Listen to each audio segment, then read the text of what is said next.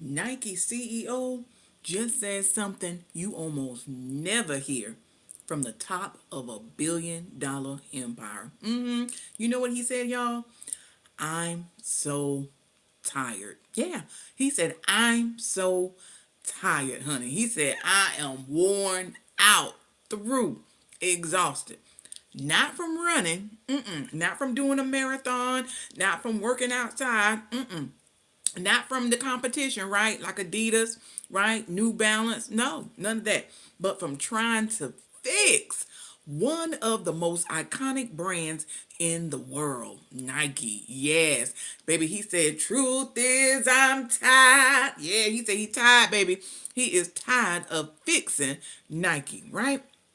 Now, when a leader of Nike, a company built on dominance, culture, and global influence, publicly admitting exhaustion, you know something bigger is happening, right? Okay, and it's not just a bad quarter, right? This is something huge that is happening in the Nike company, right? This is a company that is struggling to find its footing again in the world, right?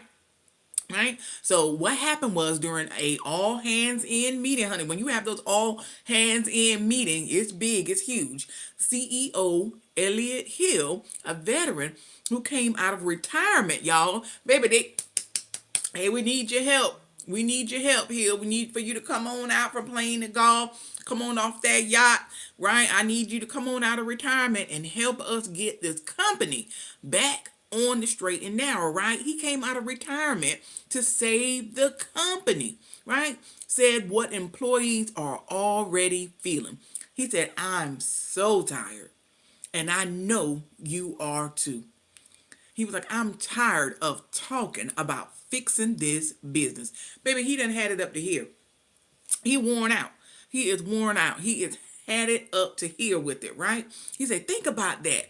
He didn't say, not we're winning, not we're dominating, but we're tired. He is exhausted, right? He is worn out with trying to do everything in his knowledge, his experience, his wheelhouse of trying to get this company back on a positive footing, right? Right? He's tired of having the conversations of what else can we do for marketing? Who else can we bring to the table? Who else can we hire? Right? He's tired of struggling. He's tired of seeing the sales slump day after day, week after week, month after month. He's tired, right, of talking about that the new project, the new marketing ad campaign didn't connect well with the audience, right?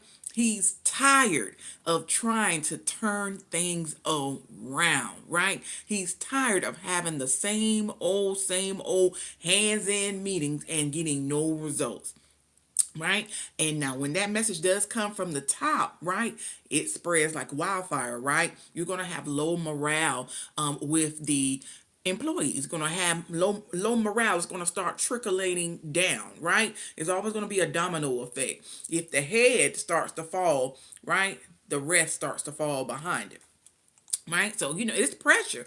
It's a lot of pressure that's building in the Nike building, right? Okay, can you imagine behind the scenes how much pressure is on this CEO? Once again, okay, they called him out of retirement to turn the company around, right? You've got a proven track record. We need for you to do what you got to do, pull your resources, right? Pull in the top execs, the top people, hire the best people, and it's not making any headway, any leeway, right?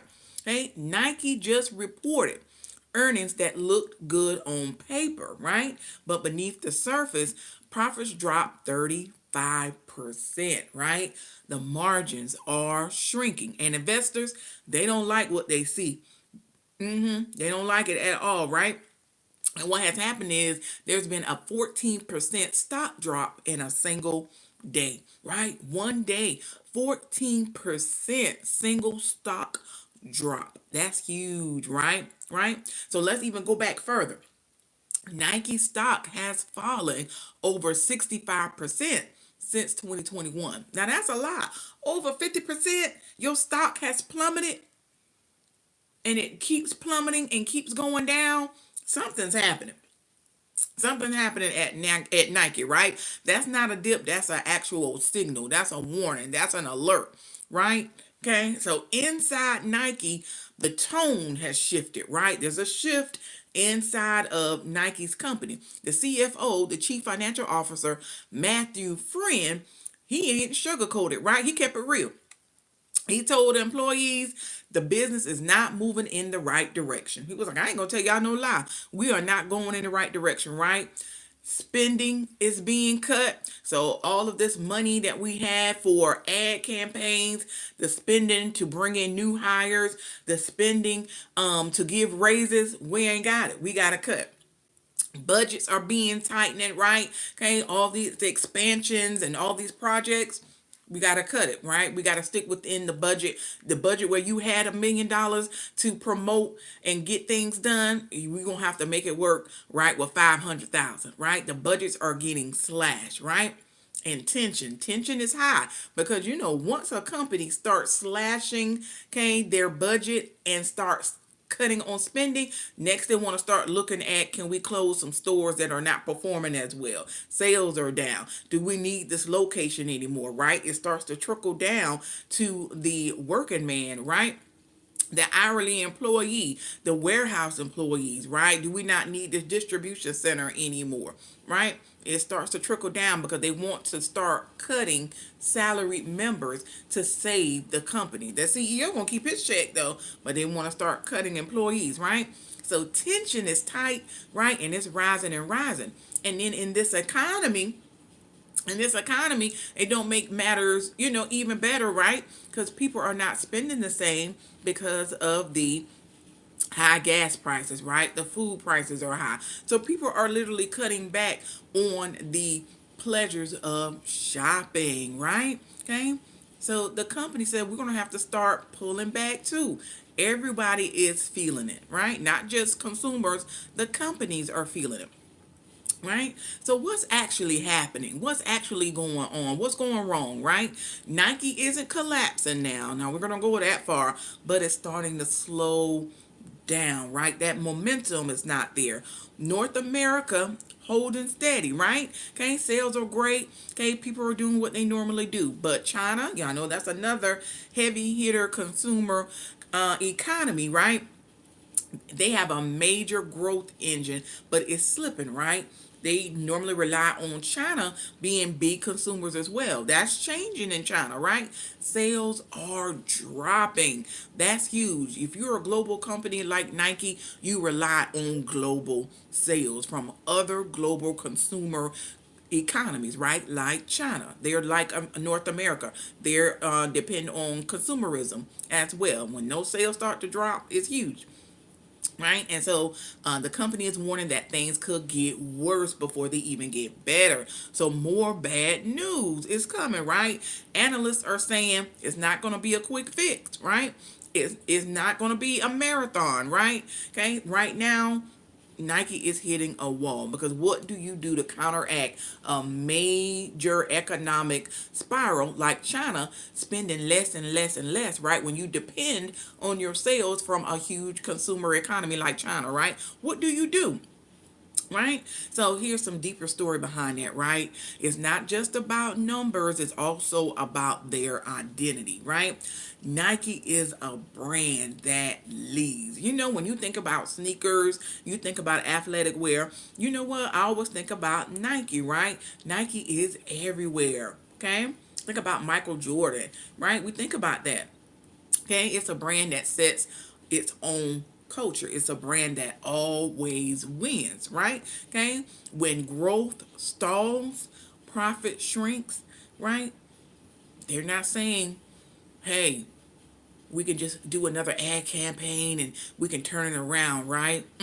When leadership says they're tired, ring, ring, ring, ring, ring, that's an alarm, y'all. That's a warning. Okay, it shakes up a lot of investors, right? Okay, it shakes up their confidence, right?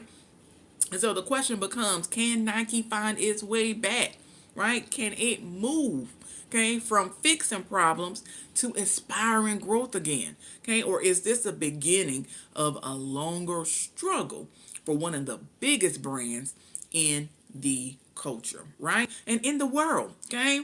Yeah, because when the CEO says, I'm tired, it's not just a moment, it is a warning, right? That's a huge warning.